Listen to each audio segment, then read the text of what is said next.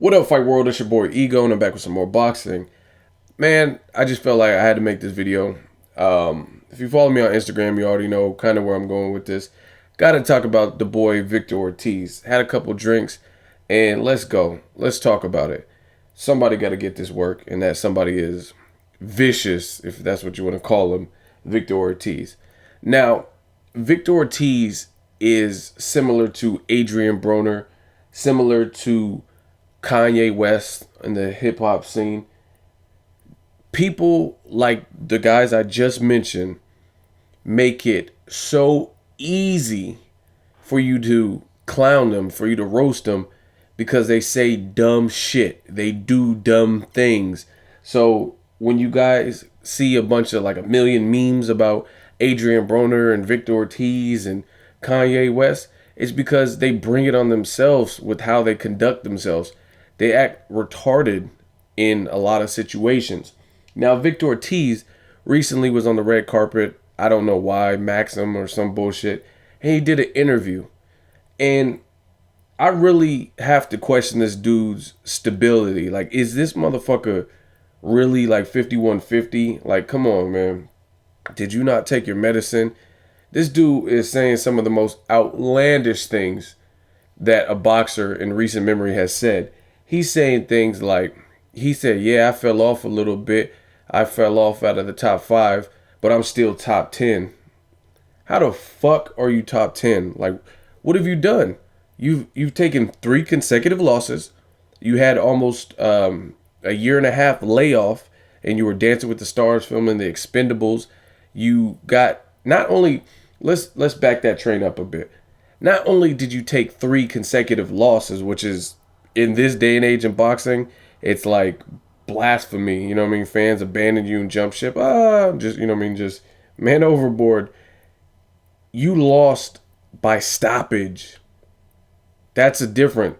So some of you guys are gonna be like, oh, Mayweather, that was a cheap shot. Fuck that. Don't start none, won't be none. He got 2-pieced because he leaped off his fucking feet and tried to headbutt Mayweather. And then he was trying to kiss and make up and all that. And Mayweather had the adrenaline going. He was ready to fight. That's his fault. If Mayweather's such a pillow-fisted fighter, which is what some of you guys say, then he should have got right back up and continued fighting instead of getting knocked out and 2-pieced. But even barring the Mayweather fight, that's one of them.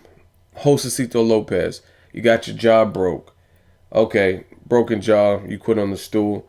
You know what I mean? Even though fighters like Muhammad Ali have went 12 rounds damn near with the broken jaw. Okay, that's cool. That wasn't your forte. Then you take like a year and a half off. You don't come right back to the sport of boxing. You start Dancing with the Stars and you can't dance. You had no rhythm. You know what I'm saying? Like, come on, man. Then you fight Luis Collazo. You look, now you have this nervous pent up energy from the Expendables or some shit, and you get stopped in 2 rounds. Not to mention, and Luis Collazo's my dude, but you know what I mean, I got to keep it 100. Luis Collazo went up against Amir Khan in his first, this was Khan's very first fight at welterweight, and he got pieced up. He really didn't win any rounds, you know what I'm saying?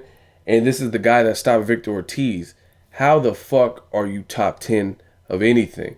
I mean, you might be top 10, but damn sure it ain't in boxing. Maybe top 10 beer pong player, top 10 guys with broken jaws, top 10 quitters, but you're not top 10 in boxing. Then he goes on in the interview, says something like he's one of the greatest in this era of boxing. Like, what are you talking about? How are you the greatest? Like, how, like, it just, I'm really questioning, does he really believe the stuff that he says? Like, it really has me thrilled, and I'm trying to understand it.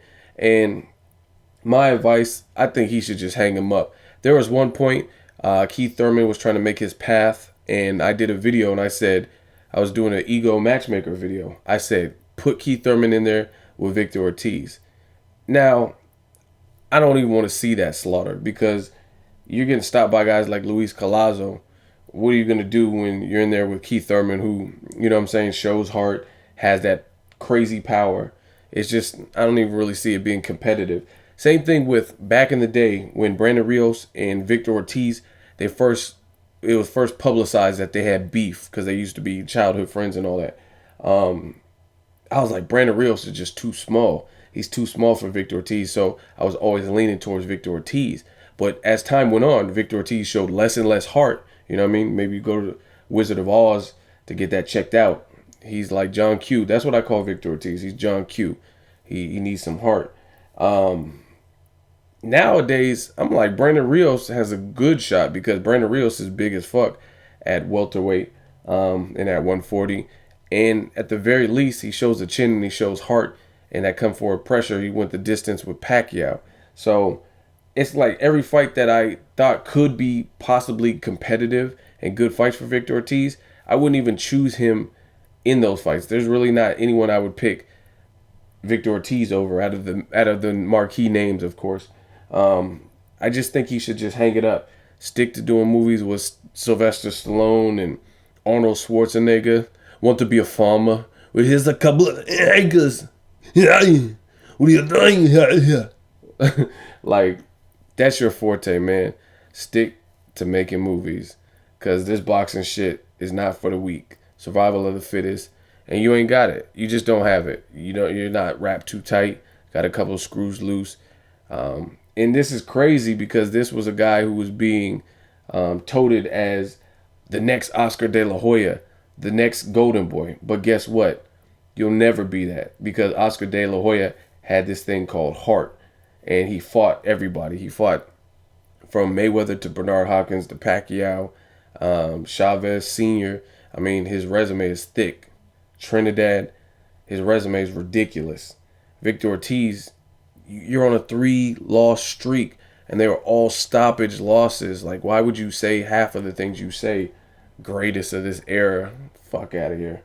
And make sure you watch, when you're watching the video of Victor Ortiz, when he says that dumb shit about him being one of the greatest of this era, look at the bitch that's reporting. She looks at the camera like, this motherfucker is off his rocker. And she probably is not a diehard boxing fan or whatnot, but she knows he was full of shit, which was hilarious to me. Just watch how she interacts with the camera and makes that eye contact like, this motherfucker is full of shit.